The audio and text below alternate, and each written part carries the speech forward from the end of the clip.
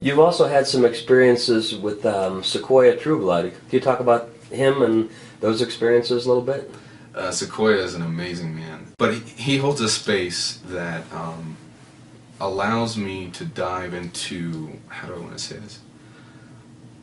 Allows me to dive into my feminine, if that makes sense. So the unknown, the curviness of life.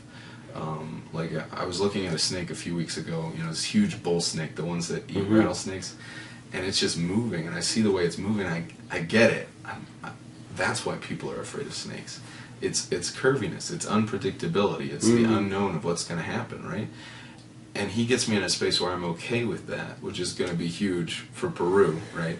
This unknown feeling and being comfortable with that and being able to grow on that edge where not everything is set, not everything is comforted, not everything is planned out. Can you tell us about the Purification Lodge, your experience of that and what that was like for you?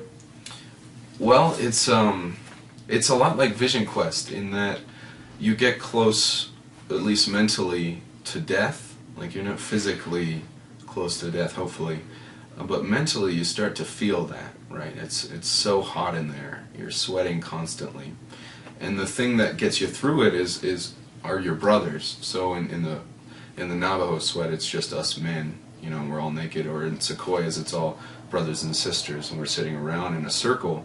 We're sharing with each other, you know, maybe occasionally holding each other's hands, but we're supporting each other through that process. So it's the same thing. It's creating a safe place inside of chaos for me, and then surrendering to that chaos, surrendering to the feminine, if you want. Again, you know, they talk about death and rebirth, but that's really what it is. It's this mental, emotional process that you go through where you give yourself up to something scary and you say, I'm going to trust it, right?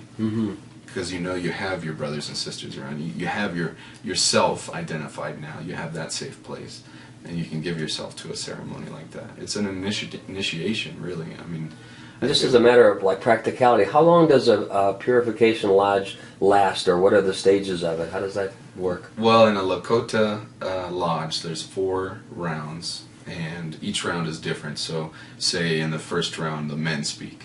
The second round, the women speak, right? The third round, we all sing something. You know, it's all, you know, a different theme for each round.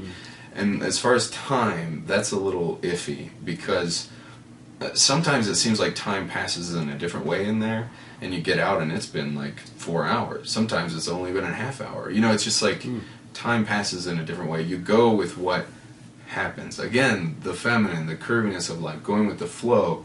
Whatever's happening in there for these people, you kind of have to go with it. Maybe people are not feeling well. Maybe they need to get out, so they say, hey, I must exit the sweat. And so they let them out, and maybe you go a little faster.